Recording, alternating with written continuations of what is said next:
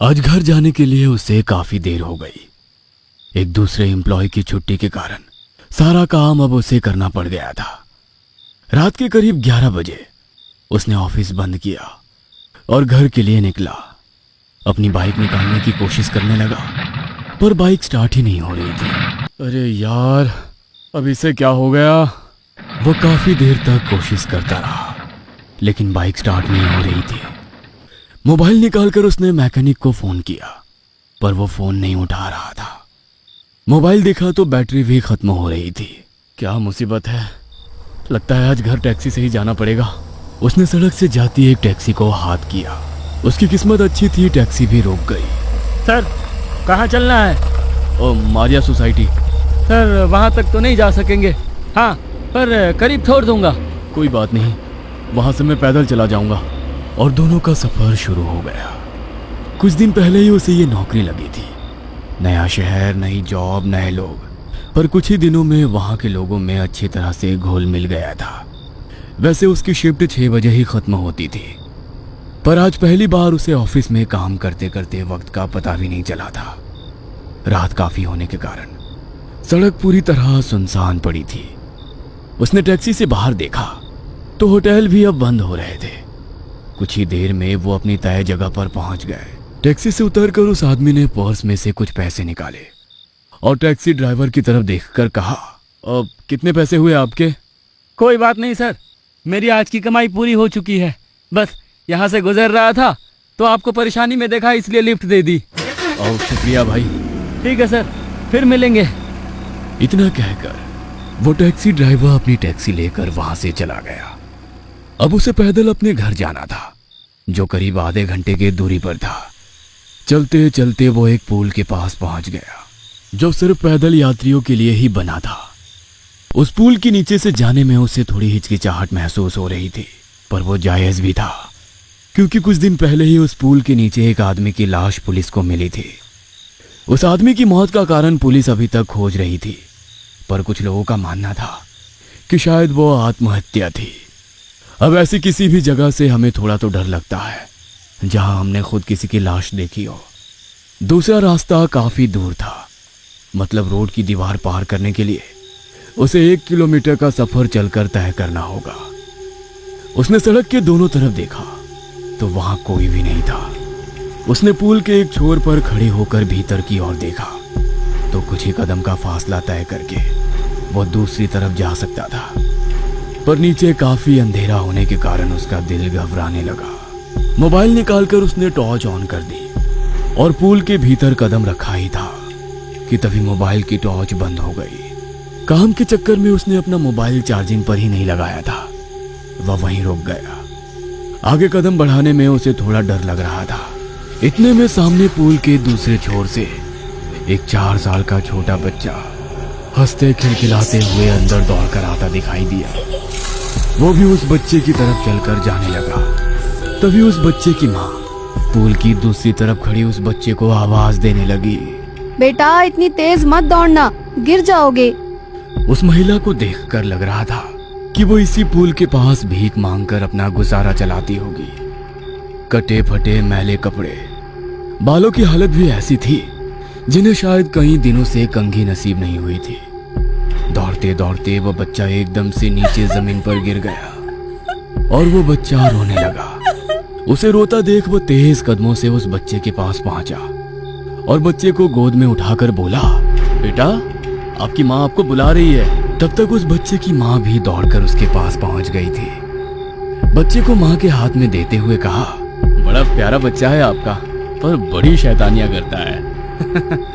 माँ ने हल्के से मुस्कुराते हुए अपने बच्चे की तरफ देखते हुए कहा, हाँ शैतानी तो करेगा ही, शैतान जो ठहरा। और एकदम से उस औरत का रूप ही बदल गया। उसका वो डरावना रूप देखकर उसके दिल की धड़कन ही रुक गई। डर के मारे वो तेजी से उस पुल के बाहर की तरफ दौड़ने लगा। वह पुल से बाहर आने वाला था, पर उसने देखा कि सामने वही महिला खड़ी है। वह एकदम से रुक गया और मुड़कर दूसरी तरफ दौड़ने लगा, पर दौड़ते हुए सामने उसे वही बच्चा नजर आया जो पुल के दूसरे छोर पर था। अब वो उस पुल के बीचों बीच खड़ा था। सामने वो बच्चा हंसते खिलखिलाते कभी पुल की एक दीवार को तो कभी दूसरी दीवार को छूते हुए खेलने लगा। सामने का वो दृश्य देख उसकी जान हलक तक आ गई। वह सामने से तो नहीं जा सकता था। उसने पीछे देखा, पर अब पीछे पुल के उस छोर पर अब वो महिला नहीं थी। दोबारा सामने देखा तो वो बच्चा अभी भी हंसते हुए दौड़कर दीवार के साथ खेल रहा था।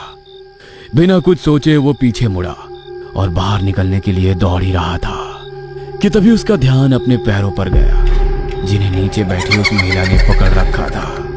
तभी पुल के एक छोर से एक तेज रोशनी भीतर आने लगी। उसने उस तेज रोशनी की तरफ देखा, पर उसे कुछ भी नजर नहीं आ रहा था।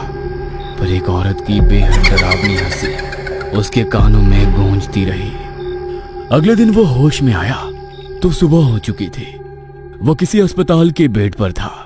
उसे होश में आया देख नर्स ने कहा, अब आपको कैसा लग रहा है? जी, अब मैं बिल्कुल ठीक हूँ। वैसे मुझे यहाँ कौन लाया? तभी वहां बैठा वार्ड बॉय बोला, आपको यहाँ लाने वाले अभी आते ही होंगे।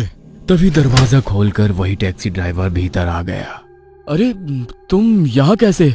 उनकी तरफ देखते हुए नर्स ने कहा, अरे यही तो है जो रात को 2 बजे आपको यहाँ लेकर आए, वरना आपकी जान पर बन सकती थी।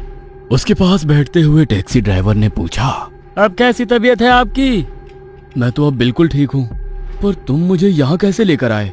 सर, आपको छोड़कर टैक्सी लेकर घर पहुंचा तो नीचे उतरते वक्त पीछे की सीट पर देखा तो आपका बैग मेरी टैक्सी में ही रह गया था। कुछ जरूरी सामान होगा इसलिए मैंने टैक्सी वापस घुमाई और जहां आपको ड्रॉप किया था उसी जगह पर आ गया, पर आप वहां नहीं थे। मैं टैक्सी थोड़ा आगे लेकर आया और आपकी सोसाइटी की तरफ जाने वाले पुल के नीचे नजर डाली तो आप खड़े थे। मैंने टैक्सी से आपको आवाज लगाई पर आप मेरी किसी बात का जवाब ही नहीं दे रहे थे।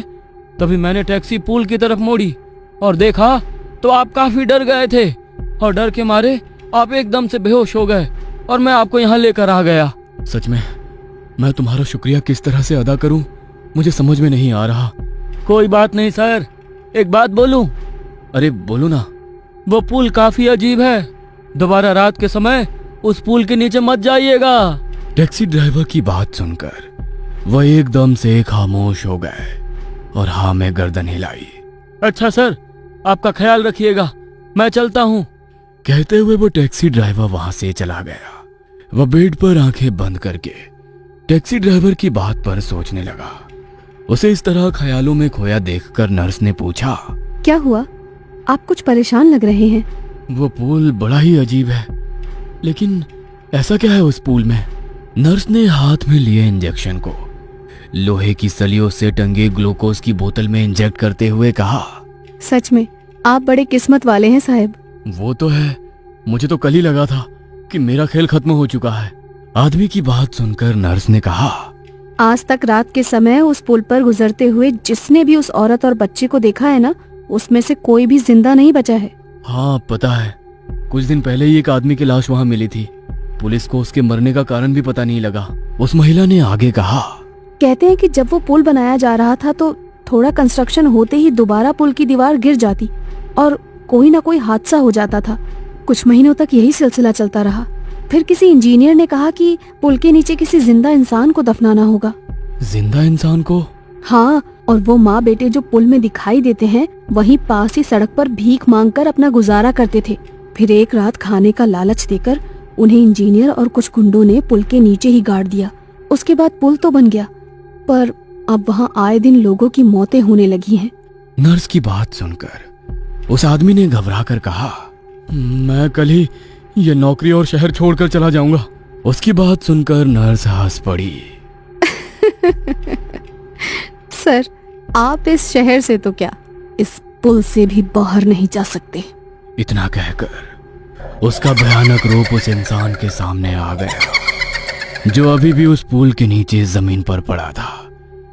डर के मारे उसकी आंखें सफेद हो गई और एक गहरी सांस लेते हुए वह हमेशा के लिए खामोश